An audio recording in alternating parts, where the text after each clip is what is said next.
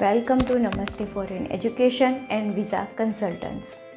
इस वीडियो में हम कनाडा की 3 मेजर अपडेट्स के बारे में बात करेंगे। सबसे पहले है ट्रैवल और वीएफएस को लेकर और उनकी क्या पोजीशन है, उनकी ओपनिंग पोजीशन क्या है और कब तक वो ओपन हो सकते हैं। इसमें एक बड़ी गुड न्यूज़ भी है, वो भी हम इसमें डिस्कस करेंगे। कोविशील्ड का कनाडा में क्यों बैन कर दिया है और क्या बैन है, उसे बैन किया है या होल्ड किया गया है, कोविशील्ड का कनाडा में क्या फ्यूचर है। और तीसरी अपडेट्स है, वहाँ के इमिग्रेशन मिनिस्टर मार्को मेंडासिनो ने एक बड़ी स्टेटमेंट दी है कनाडा के पीआर को लेकर। आने वाले दिनों में उनके स्टेटमेंट के अकॉर्डिंग कनाडा में जो स्टूडेंट्स हैं उनके लिए पीआर और भी इजी होने वाले हैं।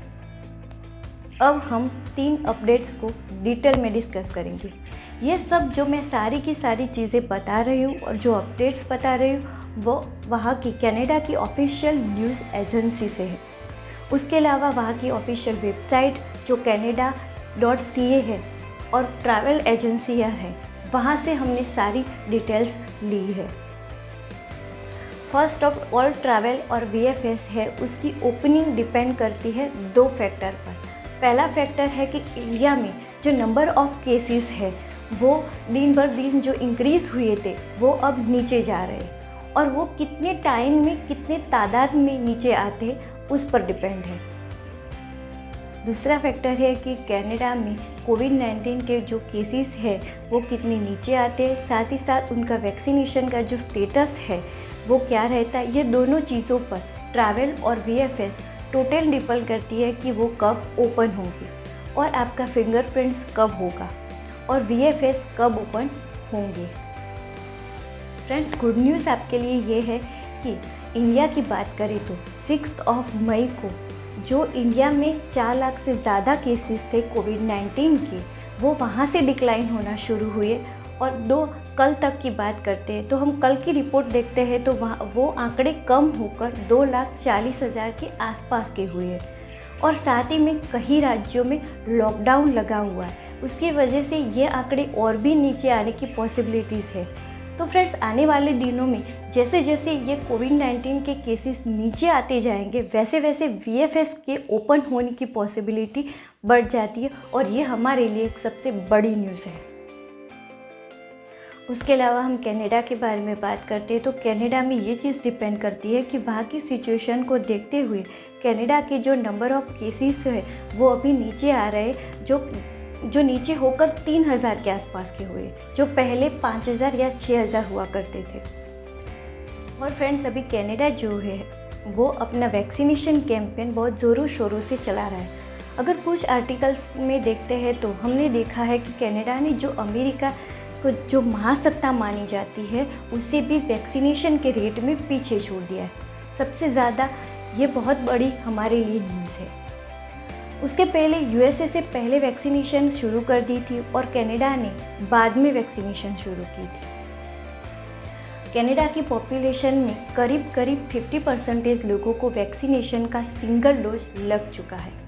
ये एक बहुत बड़ी बात है कनाडा के लिए। ये कनाडा में इसलिए पॉसिबल हुआ है कि हर रोज़ वहाँ पे 0.88% जो पॉपुलेशन है उनको हर रोज़ का वैक्सीनेशन मिलता है और आने वाले दिनों में वैक्सीनेशन का ये रेट बढ़ने की पॉसिबिलिटी कनाडा में ज़्यादा है। एक रिपोर्ट के अनुसार अगर कनाडा में वैक्सीनेशन इसी तरह से लगातार चलती रही तो आने वाले दिनों में यानी कि नेक्स्ट मंथ 19 जून तक शायद 75% लोगों को सिंगल डोज मिल जाएगी। अगर हम दूसरे डोज की बात करते हैं तो 75% पॉपुलेशन को अगस्त के 2nd वीक तक वैक्सीनेशन मिल जाती है तो यहाँ पर कनाडा में वैक्सीनेशन का ड्राइव है वो ख़त्म हो जाता है। यह जो है एक बहुत अमेजिंग आंकड़े है और पॉजिटिव भी है। कनाडा ने पहले भी बताए थे कि अगर वो फर्स्ट डोज है वो 75% लोगों को हो जाता है तो वो इसके हिसाब से वो काफ़ी कुछ कनाडा में ओपन कर सकते हैं। उसके अलावा कनाडा गवर्नमेंट ने कहा था कि जब पूरी की पूरी पॉपुलेशन को उसका 75% डोज लग जाती है और फुल वैक्सीनेशन हो जाती है तो शायद उसके बाद वो कनाडा में सब कुछ ओपन कर सकते हैं, यानी कि स्टूडेंट्स जो है वो कॉलेज में बैठकर अपने क्लासेस ले पाएंगे और ये एक बहुत बढ़िया न्यूज़ है। अगर हम कोविशील्ड के बारे में बात करते हैं तो कई स्टूडेंट्स और लोगों को कोविशील्ड के बारे में कनाडा में क्या उसका फ्यूचर, इसके बारे में थोड़ा डाउट है। डाउट ये है कि लोग को कहते हैं कि कनाडा में कोविशील्ड को बैन कर दिया गया, लेकिन मैं आपको बताना चाहूँगी कि कनाडा में कोविशील्ड को बैन नहीं कर दिया है, लेकिन कनाडा गवर्नमेंट ने कुछ समय के लिए कोविशील्ड को होल्ड पर रखा हुआ है। फ्रेंड्स, कनाडा गवर्नमेंट ने कोविशील्ड को होल्ड पर रखा है, उसके दो रीज़न हैं। पहले कि कोविशील्ड लेने के बाद लोग कहते हैं कि उससे ब्लड क्लॉट होता है, और सेकंड रीज़न है कि जो एस्ट्राजेनेका जो कोविशील्ड का वो एक ब्रांड नेम भी है, उसके स्टॉक को लेकर है, क्योंकि उसका रीज़न बताया जा रहा है कि वो ब्लड को क्लॉट करता है, और हालांकि वो रेयरेस्ट से भी रेयरेस्ट है। लेकिन ऑक्सफोर्ड यूनिवर्सिटीज़ के रिसर्च के अनुसार, और वहाँ पे बहुत टैलेंटेड लोग बैठे, वहाँ के प्रोफेसरों की रिसर्च के अनुसार ये बताया जा रहा है कि वो ब्लड क्लॉट नहीं करता है, और करता है तो वो बहुत कम केस में दिखने मिलता है। फ्रेंड्स, दूसरा रीज़न ये है कि कनाडा के जो स्टेट्स है जहाँ पर फेडरल गवर्नमेंट है, उसके लिए एक सबसे बड़ी चिंता का विषय है ये है कि वहाँ पे काफ़ी सारी पॉपुलेशन को कोविशील्ड की वैक्सीनेशन का पहला डोज लग चुका है। अगर उसकी कोविशील्ड की सप्लाई कम हो रही है वहाँ पे, तो सप्लाई कम होने की वजह से लोगों को दूसरे डोज के लिए काफ़ी लंबे समय तक इंतज़ार करना पड़ सकता है, और इसकी वजह से कनाडा गवर्नमेंट है वो समय पर अपनी वैक्सीनेशन ड्राइव ख़त्म नहीं कर पाएंगी। इसकी वजह से कनाडा गवर्नमेंट ने उनका जो पुराना कोविशील्ड का जो स्टॉक है उसे भी उन्होंने प्रिजर्व करके रखा है।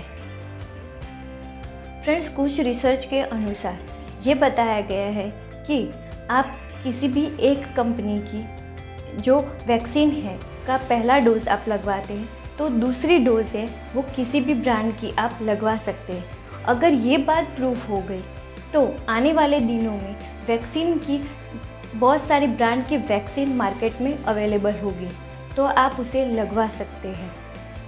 इस तरह से वैक्सीनेशन का जो ड्राइव है वो जल्दी से जल्दी ख़त्म हो सकता है।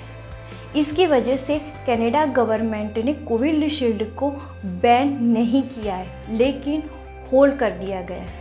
इसलिए अगर जो इंडिया में जो लोग हैं और जो आने वाले समय में कनाडा जाने वाले हैं तो वो लोग कोविशील्ड वैक्सीन को लगवा सकते हैं, उसकी वजह से आपको कोई दिक्कत नहीं आएगी। फ्रेंड्स, अब जो थर्ड अपडेट है वो बहुत ही बड़ी अपडेट है, जो आगे की दो अपडेट से भी ज़्यादा इम्पोर्टेंट है, क्योंकि आपके फ्यूचर से ये जुड़ी हुई है। बहुत सारे स्टूडेंट्स हैं जो कनाडा जाना चाहते, कनाडा में पढ़ाई करना चाहते, साथ ही साथ में वहाँ पे सेटल होना चाहते, तो उनके लिए ये एक सबसे बड़ी बात कह सकते हैं। वहाँ का मार्को मेंडासिनो जो कनाडा के इमिग्रेशन मिनिस्टर है, उन्होंने बहुत बड़ी अपडेट्स दी है, जो आपको शायद पता होगी कि 19,000 जो है उन्होंने एक टेम्पररी प्रोग्राम चलाया था। जो पहले एक्सप्रेस एंट्री और पीएमपी प्रोग्राम चलते थे, लेकिन उस टाइम पर बाहर से कनाडा में लोगों को नहीं बुलाना चाहते थे, तो उन्होंने भीतर में ही से लोगों को लेना स्टार्ट किया। इसकी वजह से पीआर के लिए उन्हें जो टेम्पररी ड्राइव चलाई थी, जिनमें 19,000 लोगों को उन्होंने इनवाइट किया था, जिसमें से 40,000 जो थे वो स्टूडेंट्स थे। जो उनकी जो एक कैप थी उसके चलते पहले ही राउंड में उन्होंने 40,000 स्टूडेंट से ज़्यादा इनवाइटेड नहीं करेंगे। तो उन्होंने एक सिग्नल दिया है कि अगर ये कैप उनका इंक्रीज़ वो करेंगे और आने वाले दिनों में वो ज़्यादा से ज़्यादा स्टूडेंट्स को पीआर दे सकते हैं। अगर फ्रेंड्स कनाडा में कोविड-19 की सिचुएशन की बात करते हैं, तो अगर ऐसी सिचुएशन कोविड-19 की कनाडा में रही तो वो लोग बाहर से जो FSW के ड्रॉ होते हैं वो नहीं करेंगे, और मैक्सिमम लोगों को वो जो लोग कनाडा में काम कर रहे हैं, स्टडी स्टूडेंट्स कर रहे हैं और कई सारे स्टूडेंट जो अपनी स्टडी कंप्लीट कर चुके हैं उन्हीं को वो पीआर के लिए प्रिफ़र करेंगे। दूसरी बड़ी न्यूज़ ये आई हुई है कि इस टाइम पर जो पीआर के लिए अप्लाई कर रहे हैं और जिनकी पीआर आई हुई है उन्हीं के लिए भी ये बड़ी न्यूज़ है कि उनके लिए भी पीआर के चांसेस अब बढ़ जाएंगे।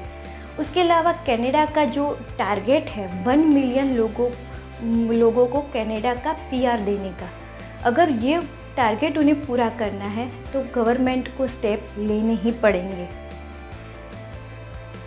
फ्रेंड्स, अगर आप कनाडा जाने के लिए कनाडा स्टूडेंट वीज़ा के लिए अप्लाई करना चाहते हैं या फिर पीआर वीज़ा के लिए अप्लाई करना चाहते हैं तो आप हमारी ब्रांच की विज़िट भी कर सकते हैं और आप हमारे कॉन्टैक्ट नंबर पर भी संपर्क कर सकते हैं। Thank you friends.